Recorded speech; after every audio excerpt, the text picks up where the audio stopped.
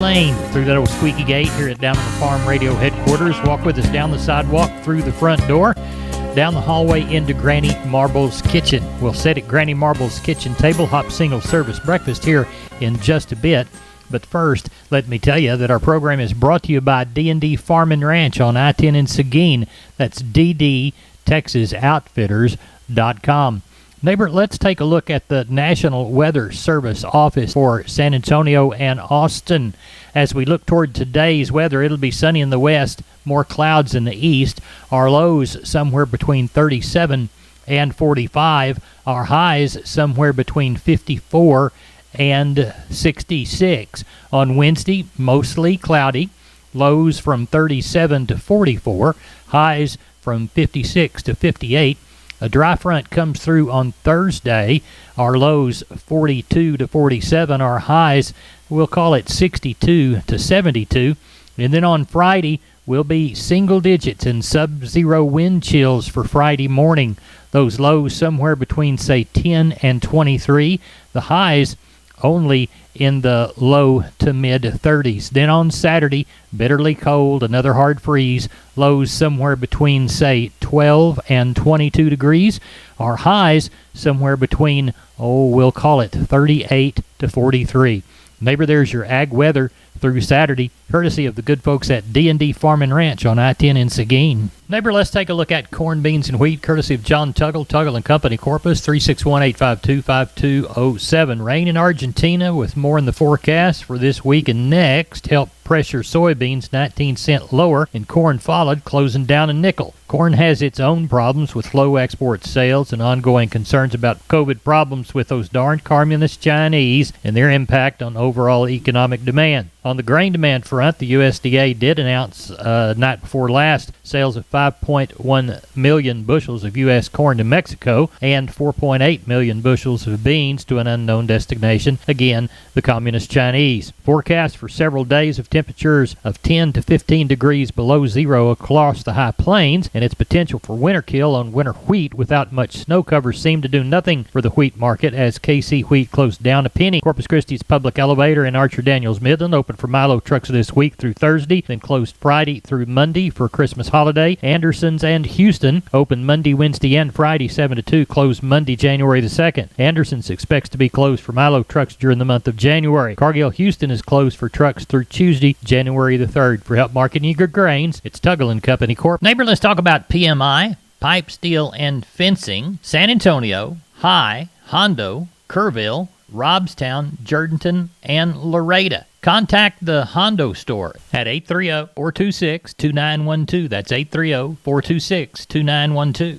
Remember, that's PMI, pipe, steel, and fencing, pipemovers.com. Neighbor, let's take a quick look at meat moves from yesterday. We'll begin with the National Pork Carcass Cutout Value, 251 Uyghur at 84.93. USDA says federal slaughter 486,000 head. That is 4,000 head lighter than last week and about 4,000 head more than the same week last year. Looks like wholesale box prices higher on Monday. Choice up by $1 at 263.83. The select up by $3.12 at 238.57. Monday's cattle slaughter 100,000 head. That's down 25,000 from last week, and it's down 21,000 head from the same week last year. As we look at the fat, doesn't look like we've had any kind of movement whatsoever. At the close, feeder cattle were down 60 at 167 across the front months. USDA exported 8,000 head of feeder cattle trading hands in OKC. On Monday, the sale included 40% steers, 55% heifers, with 76% of them under 6. Calves were seen 5 to 8 higher. Neighbor, there's your meat moves from yesterday. We are on the line with Seth Crane, Union Commission, Hondo Livestock. Seth, how did the Monday sale turn out?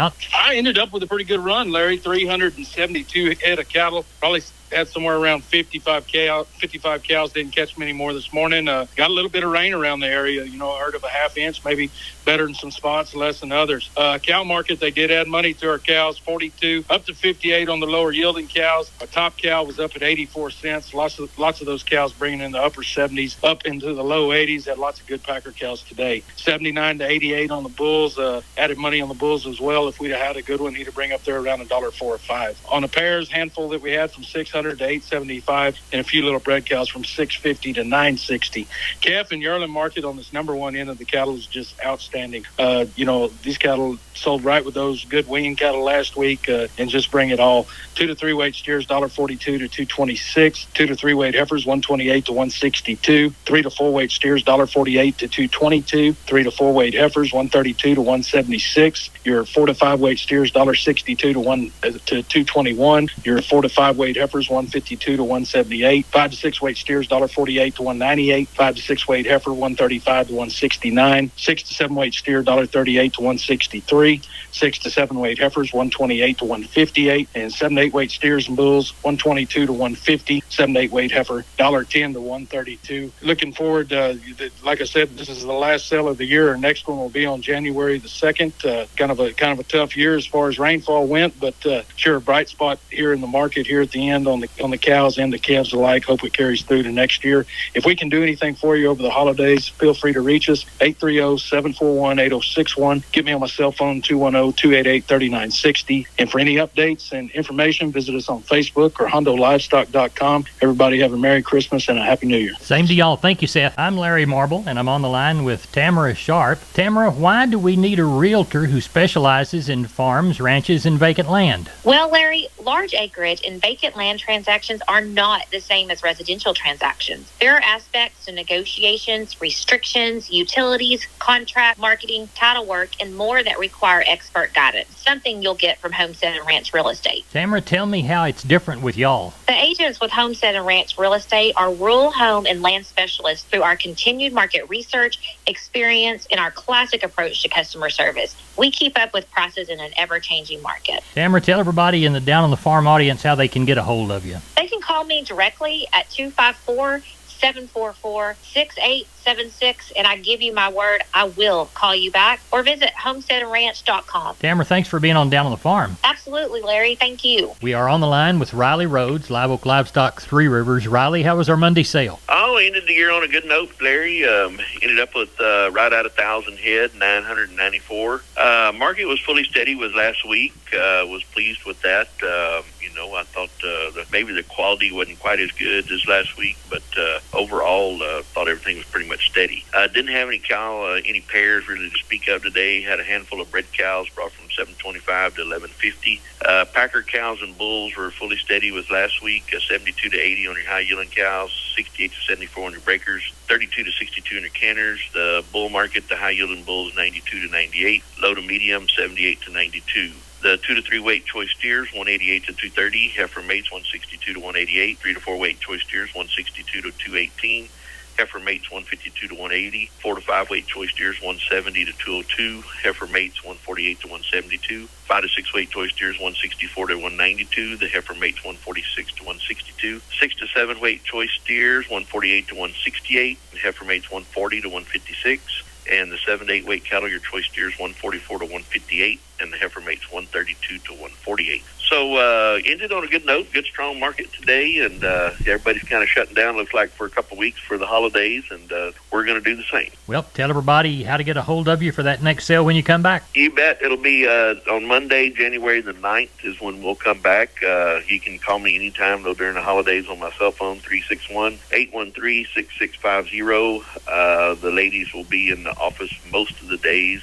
361-786-2553, and always go to the website for updates, and that's liveoaklivestock.com. And sure want to wish everybody a Merry Christmas and Happy New Year, and we're very thankful for all our friendships and buyers and sellers and camaraderie, and just wish and hope that everybody has a great holiday season. Well, same to y'all. Thank you, Riley. Thank you, Larry. Hey, neighbor, we're on the line with Aaron Lee of Homestead and Ranch Real Estate, which specializes in Texas farms, ranches, and custom homes on acreage. They have specific steps for getting your ranch ready to sell. Yeah, Larry, we want our sellers to put their best foot forward when their property hits the market. We know that makes sense to me. What should the seller be doing? Well, the long and short of it is they want to make the ranch look clean and organized. Remove the junk, shred the property, make the property accessible, and repair the fences. If the irrigation pumps are available, go ahead and fill the tanks and troughs. Make sure all the utilities throughout are functioning. Then what? Well, from there, that's where we take over, Larry. We ask our sellers to organize the records, and then we're going to get information on the leases, the water rights, and the mineral rights. We're going to map the property, make a list of what will and will not be conveyed, ensure potential buyers know the incredible parts of the subject property, and then we're going to try to overcome any potential issues before they start. Great info, Aaron. How do they get in touch with you? Well, they can call me directly at 214-985-9862. 214-985-9862. And you have my word, I'll call you back. Or they can visit us at homesteadandranch.com. homesteadandranch.com. We're on the line with Ken Jordan, Jordan Cattle Auction. Ken, how did the Mason sale turn out? You bet, Larry. We had a pretty good run day, more than I really expected as a whole. I think we ended up with right at 650 head today. The market opened up this week, I thought, with overall steady tone on all classes of calves and yearlings. I thought the stocker steers and heifers, they were definitely fully steady. Had a group of 5 steers, weighed 378, 226, right at $855 on those. Feeder steers, I thought overall, and heifers, they sold steady with a group of 5 steers, weighed 732 at $1.64, a little over $1,200 and a little change of 48 cents. Pack of bulls sold $2 higher today. Top bull at weighing 2,030 pounds at $1.05. The pack of cows also sold $2 to $3 higher. Pairs and bred cows sold pretty steady. So we ended up the year, Larry, with our last sale for 2022. Very, very strong. Kind of looking again forward to our 2023 calendar. Tell everybody how to get a hold of you, Ken. You bet. Give us a call, area code 325-372-5159.